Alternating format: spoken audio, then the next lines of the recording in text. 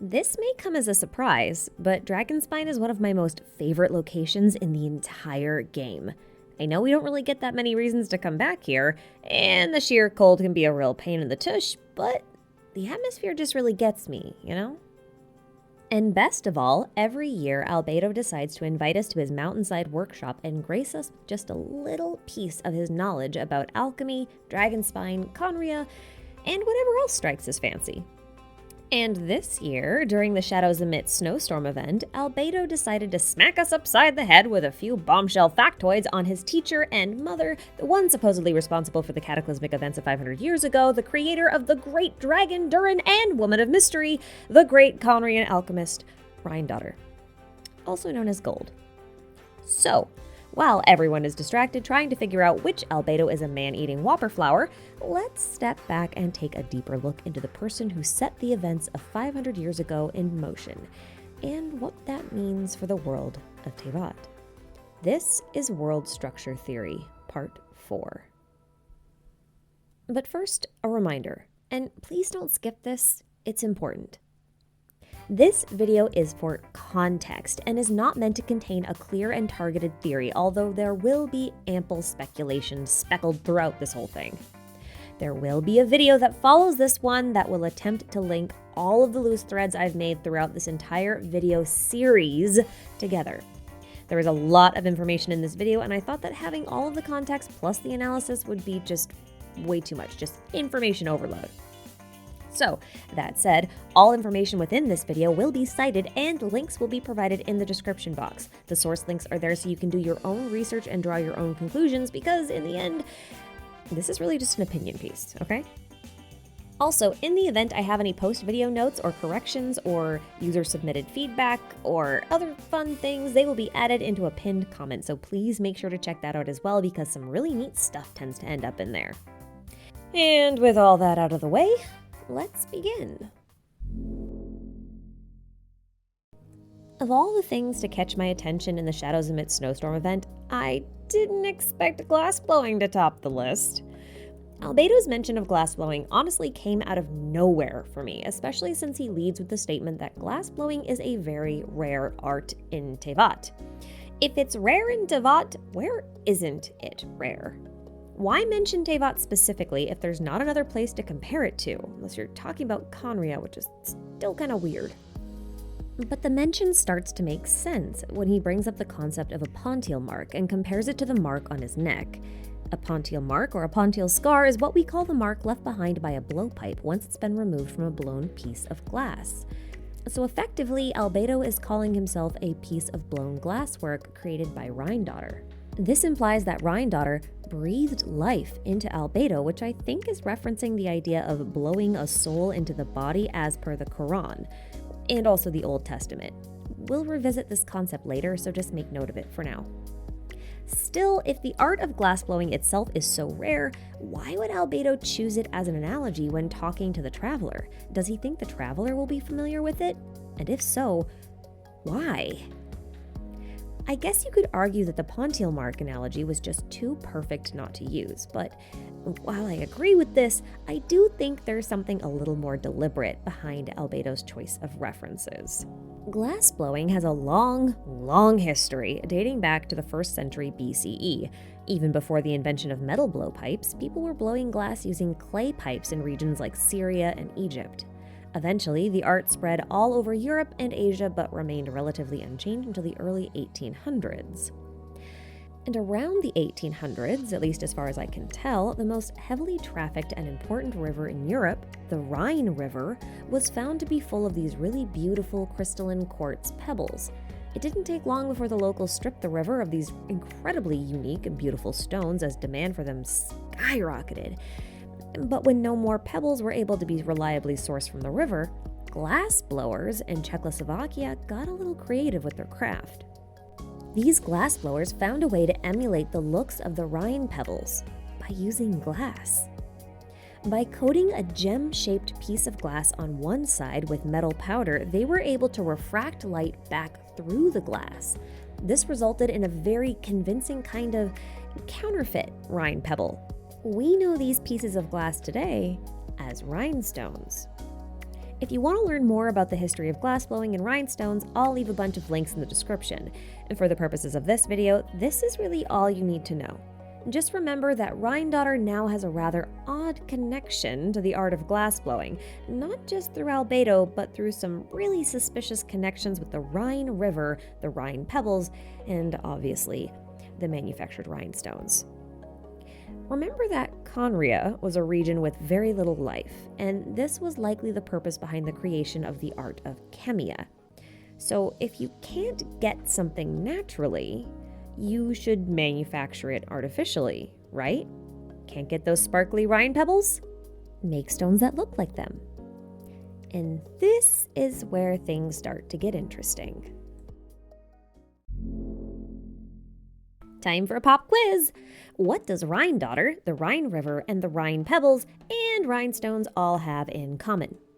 If you said they use the word Rhine, you are correct, obviously. And this use of the term Rhine is not a coincidence. But to find out why, we'll need to study a little bit of opera, specifically Das Rhinegold. Now, Das Rhinegold is the first part in a 4-part Germanic folklore-inspired opera known as the Ring Cycle, written by German composer Richard Wagner. I will leave a link below to some summaries and an actual retelling of the opera itself so you can watch it in your own time, but I'm only going to give you the highlights for right now. Basically, Das Rhinegold features 3 maidens that live in the Rhine River, conveniently known as the Rhine Maidens. They guard a very powerful and peculiar hoard of gold that apparently grants the owner the power to rule the world. One day, the gold catches the eye of the dwarf named Albric. Albric tries to court one of the maidens, but when they turn him down, he gets mad, steals her gold, and curses love and the gold, eventually forging said gold into a powerful ring, which then lets him become king of the Nibelung underworld. There's obviously a lot more to it, but this is the only real relevant bit for right now. We'll look into the story more in other videos. But for now, here's the takeaway. There are 3 Rhine maidens in the Rhine River, guarding a powerful treasure that's stolen by an angry dwarf, Albric, who crafts it into an all-powerful but cursed ring. The ring makes him a king, so maybe it should be more likened to a crown? Like a finger crown, a crown you wear on your finger. Wait a second. I know of a king with a really important ring that also has relevance to this game. He goes by the name of Solomon. King Solomon is a biblical figure, the history of whom we won't get into right now, but he's noteworthy here because he is a king that possesses a very powerful ring that was supposedly given to him directly by God. This ring, known as Solomon's Seal, gave Solomon the ability to capture and control 72 demons, or Jinn, as outlined in the book the Ars Goetia. For those of you who don't know, all of the gods mentioned in-game so far have been named after demons in this book. Morax, Barbados, Decarabia, Marcosius, Baal, Baalzebul, and even Havria is based on Havres, Guizhang on Guizhen, and Osail likely on Ose. They're also not called gods in Chinese, but instead demon gods, as if the reference wasn't already explicit enough. So just as Solomon possessed a ring to rule over demons, Celestia has the ability to rule over archons. And since all the other gods are dead or sealed, I guess they rule over them too. Kinda. Although we haven't really seen mention of a ring in the latter case. In the case of Celestia, the control seems to be implemented in the form of the Gnosis, which come only in the shape of chess pieces, as far as we're aware. Since we don't really know of a ring or a crown in Celestia, and we know that the Rhinegold was stolen by Albric the dwarf in the opera and then later forged into a ring, could we assume the same thing here? Consider the following scenario. There's a very popular theory in the community that Kaya is a secret prince of Conria, and for reasons we don't really need to get into right now, it mostly has to do with the name of his normal attacks and his constellation names, but anyway. But this theory might actually have some additional merit, mostly because Kaya's last name is the same as the dwarf that stole the Rhinegold to begin with. They're both called Albric. Now, when Kaya talks about his past, he doesn't necessarily lie, but he does go out of his way to tell his stories in the most cryptic way possible. If you've watched my theory video on the treasure hoarders, you'll remember that I talked a bit about Kaya's grandfather. Kaya calls his grandfather a pirate, and not his father, which is noteworthy, which is why Kaya insists that he inherited his eye patch from his grandfather, because, pirates have eye patches. But pirates also have associations with other things like treasure, stealing things, and gold. So what if Kaya's story is partially true? What if Kaya calls his grandfather a pirate not because he was one literally, but because he was a man who stole the Rhine Maiden's gold? A so-called ring of God like the one King Solomon possessed. Although, there is actually a problem with this idea, namely about the stolen good being a ring. One ring implies that only one person can possess it at a time, and if it is like Solomon's seal, then likely the ring is in possession of Celestia since Celestia has control over the Archons. But if you think of the ring as something that can be crafted from Rhinegold, then we have to assume that Rhinegold is a material that can be forged into multiple items and not just one. For example, perhaps the Rhinegold could be forged into a chess set. And maybe that chess set just so happens to have a missing piece. Let's talk about the Gnosis for a bit. As you probably know, each Gnosis we've seen so far is shaped like a piece from a modern chess set. Venti's Anemo Gnosis is likely a queen piece, while Zhongli's Geo Gnosis appears to be a rook.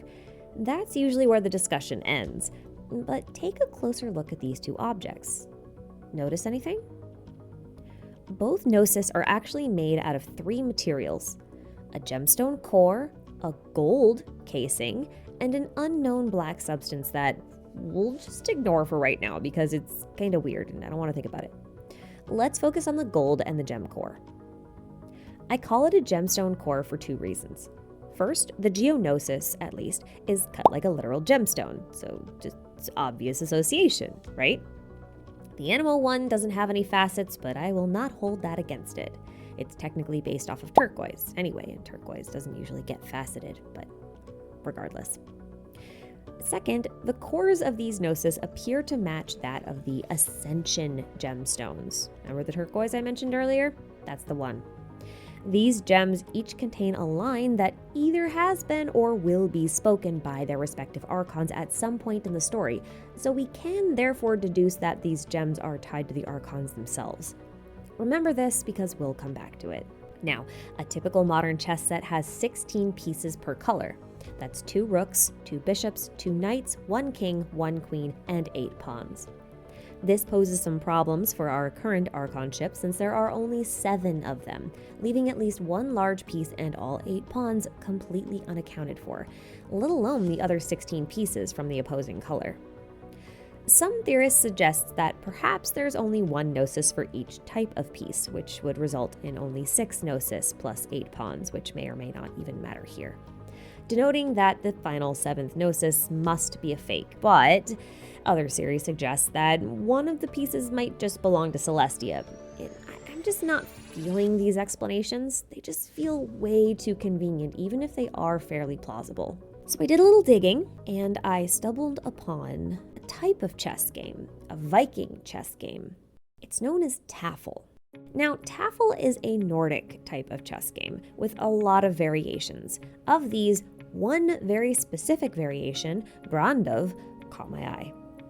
This game uses 13 pieces, 8 black, 5 white, and has them laid out in a cross configuration that honestly resembles a Primogem, which has more significance than you'd think. We'll come back to that later. And I know what you're thinking, 13 is still way more than 7. And yes, you're right about that, but 13 is actually a number I can work with. As you're probably aware, Genshin has a very heavy Gnostic influence, and within Gnosticism there are 12 archons created by the Demiurge. 7 archons were allowed to rule the heavens or the overworld, while 5 archons were left to the abyss or the underworld. 7 plus 5 plus 1 for the Demiurge brings us to exactly 13. The name Brandov translates directly to Black Raven, which is what you call the black pieces. The white pieces are called kings. Name of the game is to get the high king, that's the one in the center, to one of the corners of the board to escape while the ravens try and stop him.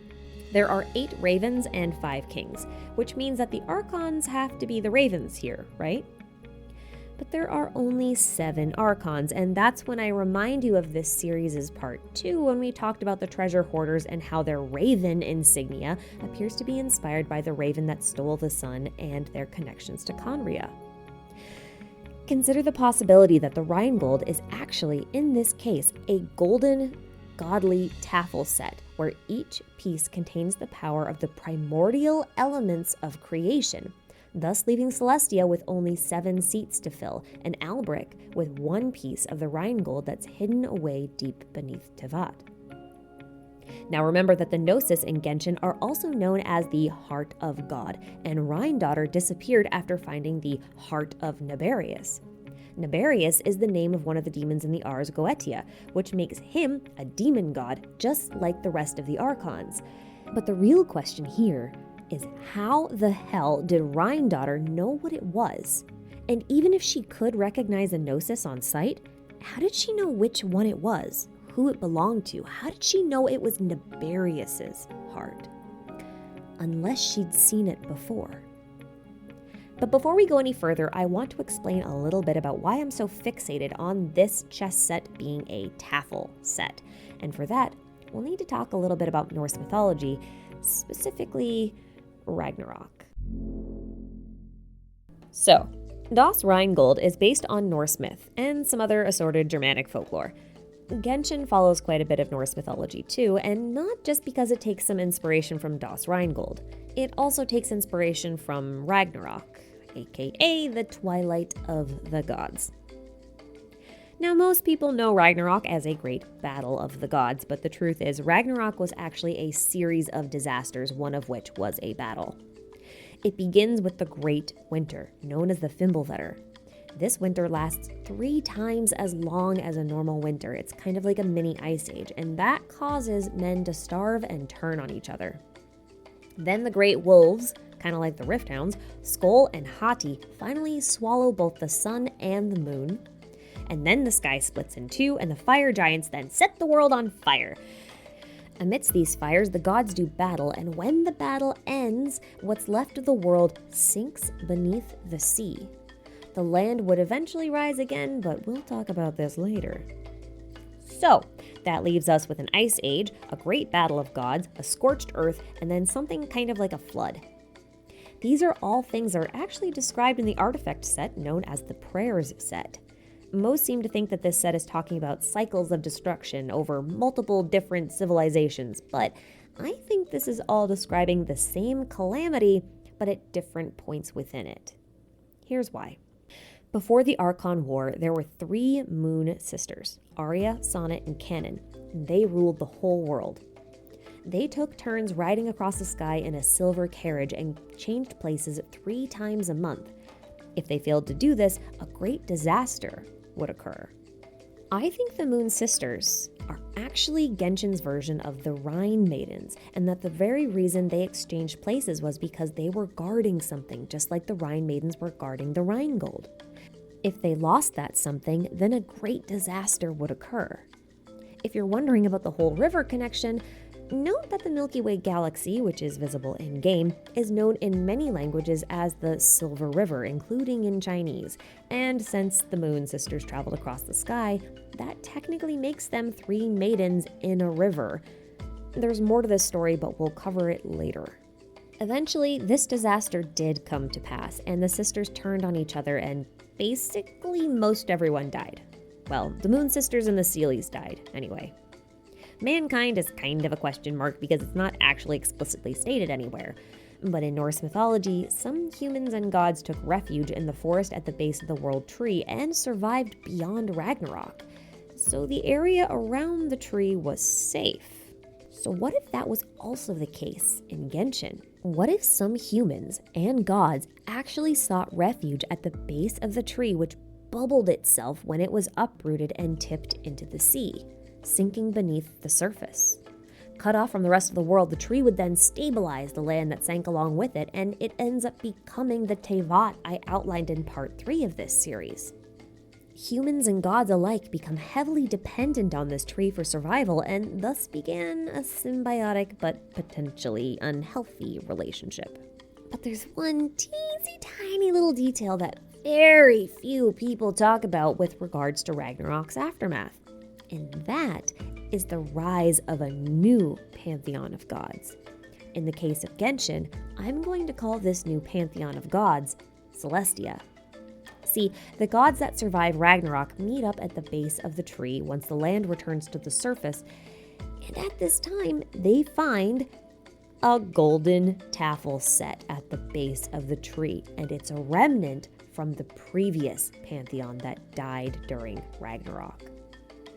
I hypothesize that 7 pieces were distributed to the Archons, and one, the Heart of Nibarius, I think was either stolen or discovered by Albric, which leaves 5 still in possession of Celestia. We'll talk about this in depth in another video, I promise, but there's something else we have to talk about right now first. One of the things I noticed with the Ascension gemstones, and therefore the gem cores within the Gnosis, is that they bear a weird resemblance to the selection of stones found on the breastplate of Aaron from the Old Testament.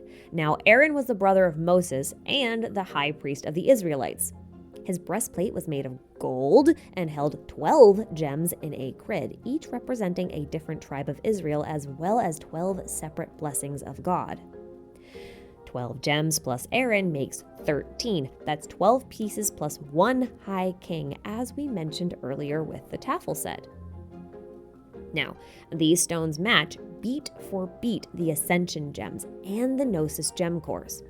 Pyro is agate or carnelian, which is a unique gem that forms in volcanic areas. Cryo is directly referencing ice jade, which could also be nephrite jade, which is a type of jasper. Hydro is definitely referencing lapis lazuli, which dissolves in water and contains a ton of the mineral lazurite. Geo is called topaz, but like dozens of gems of the same color were called topazes in the Bible, but weren't actually topaz because they didn't actually have access to real topaz, so this is likely actually a chrysolite instead. Specifically a peridot, which is generally green, but it's mostly gold too, and olivine in color, but it's particularly interesting here because it is formed in molten lava and not in the Earth's crust. It's also one of the few gems that are found on meteorites, which, you know, Zhongli likes to yeet meteorites at his enemy, so there's that. Now, Anemo references turquoise, which was often hailed as a sky gem or stone of heaven, and Electro references amethyst, which gets its purple color from irradiation. That leaves emerald, likely for Dendro, diamond for a neutral traveler, and then ruby, carbuncle, beryl, and onyx, I'm guessing, for the rest of the breastplate gems, which are unaccounted for as of right now. But why does this matter, you ask? Because Aaron was also known for his rod. Get your mind out of the gutter. It's not that kind of rod. I mean a literal rod, a wood one, like a staff. It's literally called a rod in the Bible, okay? It's not my fault. I didn't do this. Anyway, Aaron's rod is noteworthy as it appears in several biblical passages. First, it is turned into a snake at the behest of Moses in order to prove to the Pharaoh that he is indeed the true Messiah of God. Later, the rod is placed among 11 other rods where only it sprouts into a fruiting almond tree. Then later still, this rod is one of 3 artifacts placed into the Ark of the Covenant alongside the tablets of the 10 Commandments and a pot of manna. For those of you who don't know, the word Tevat is usually associated with the phrase Tevat Noah, where it can be literally translated into the Ark of Noah. Although the word Tevat in this case does refer to a large boat, the intention behind the term is actually kind of more like a box or a chest, from my understanding. Kind of like a treasure chest or a container one uses to keep things safe. That's why the artifact itself goes by the name Ark of the Covenant. It was basically a big golden chest with 2 cherubim on top, winged twins facing each other, which honestly sounds a bit like our traveler twins, doesn't it? So this technically would make Tevat not a ship, but something more like a treasure chest, which, as we established, contains Aaron's rod, 2 tablets, and a pot.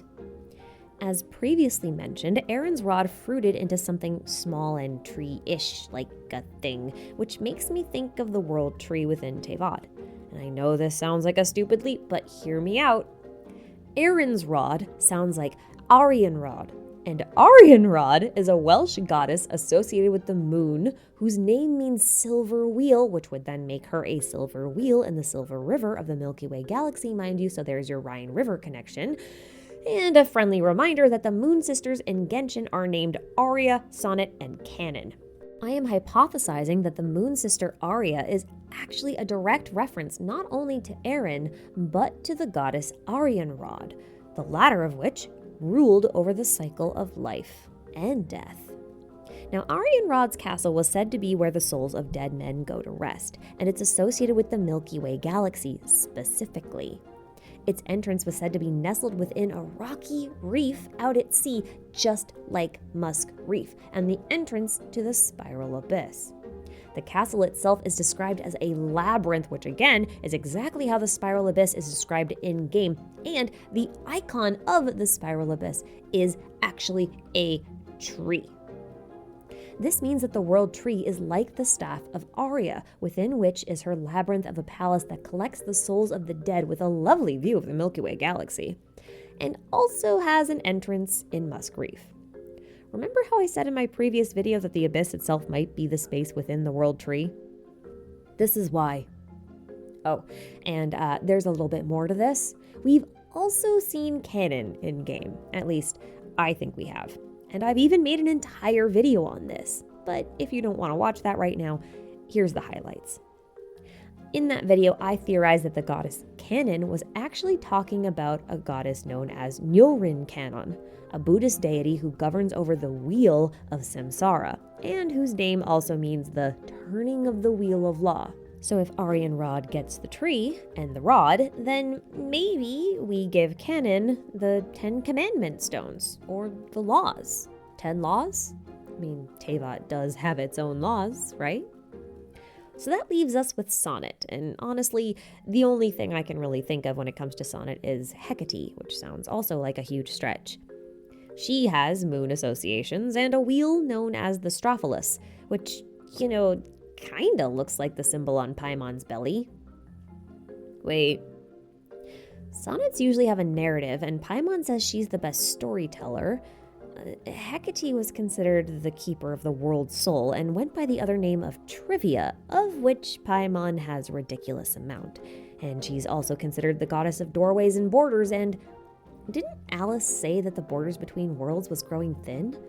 Could it be because the one that rules over them has lost her power? Anyway, I digress a little bit. Going back to Aria's tree that sank beneath the sea, let's assume that for all intents and purposes that the tree was supposed to be dormant while the world was healing, since, the Moon Sisters apparently had a heads up about the disaster that might happen one day. Might as well be prepared, Then one day, when the rest of the world was ready, someone, a crowned heir maybe, would be able to retrieve something within the tree, or the tree itself. But when that someone was sent, they discovered that the tree was not only continuously fruiting, but that it had birthed and maintained an entire small world within this ark in which it was contained. And not only that, it was a small world governed by gods using a power that never actually belonged to them. It's Celestia governing over the world using the Gnosis. And that was not part of the plan. So maybe this first heir got a little lost within this little world. She was deceived by things and lost sight of who she was, so a second crowned heir had to be sent. And that's where this game began. But what's that got to do with Rhinedottir, exactly? In the beginning of this video, we talked about how Rhinedottir breathed life into Albedo, and how it was likened to glassblowing, which was so prominent in the Rhine River region. We've been able to connect the dots between the river and the Moon Sisters, and the existence of a great power that I've theorized to be within the Gnosis. So I suppose it's time to talk about what I think this all means. Rhinedottir was working on something called the Primordial Human Project, which seems to be kind of like her magnum opus. The magnum opus, for those of you who don't know what it is is what alchemists call the coveted formula that could create the Philosopher's Stone, which is apparently a miracle stone that can not only transmute anything into anything else, but it can also grant immortality since it basically unlocks the secret of life itself. It's kind of like having cheat codes, you know?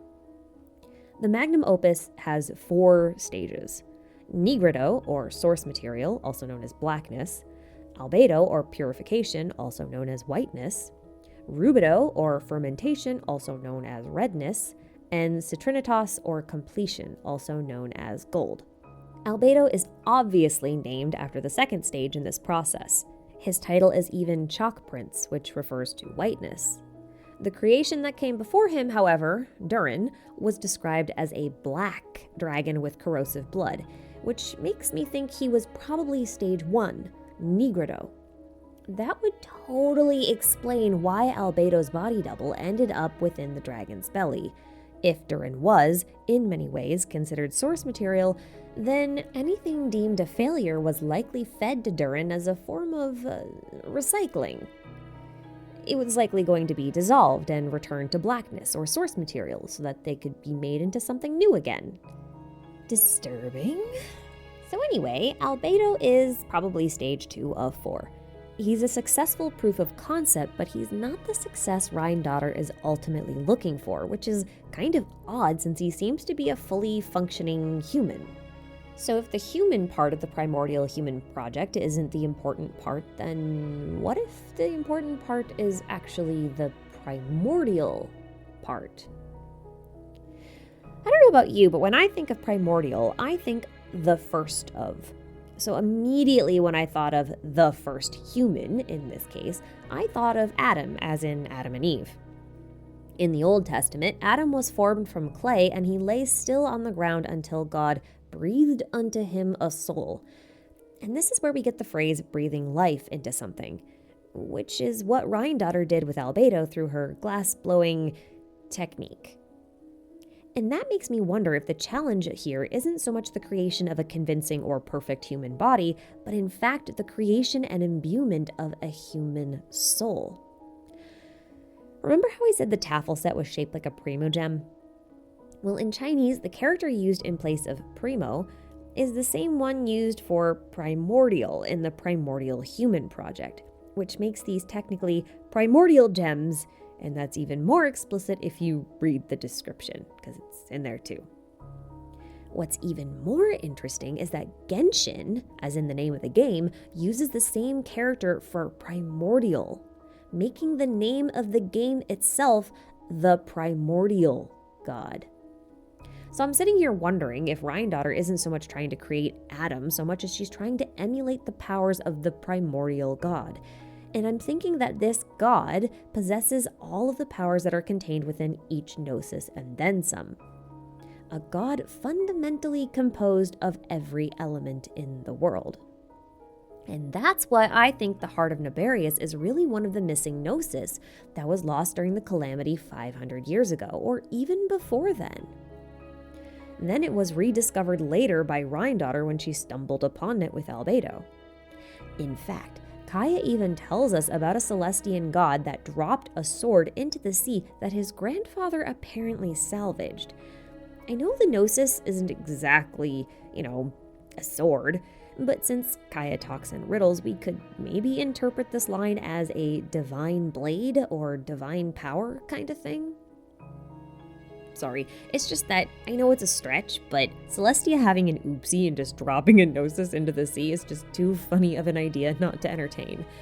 Although, worth pointing out here that Dainsleif actually has the same name as a sword from Norse mythology, and was a royal guard of Conria, and has an outfit similar to those Celestians that we see in the manga, and... Back to Rhinedottir.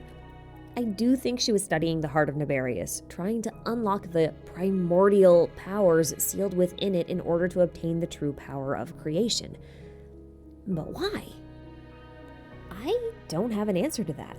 I don't really know what's going to happen, or what all of this means in context. I don't know if Rhinedottir is trying to become God, or if she's actually one of the surviving Moon Sisters trying to reclaim her power, or if she's descended from them, or if she's the crowned heir from the Battle Pass sent to retrieve something important that sank along with Tevat but lost sight of herself. And I could make a case for all of these scenarios, but maybe it's for the best that I don't. At least for right now. But don't let that stop you guys from exploring the possibilities yourselves. I definitely want to hear your thoughts, so make sure you leave them down in the comments. This marks the end of World Structure Theory Part 4. Part 5 is close behind, and I will attempt to tie all of the ideas posed throughout the series into one huge cohesive theory, so please stay tuned for that. Thank you all so much for sticking with me throughout this whole thing, and a huge thanks to Schwan who helped me refine this massive thoughts into something actually digestible, as well as contributing some concepts and ideas that gave this video some real focus. I'll leave a link to her Twitter in the description, so please check it out if you get a chance to. Anyway, I am off to bury myself in books, so until next time, I'll see you later.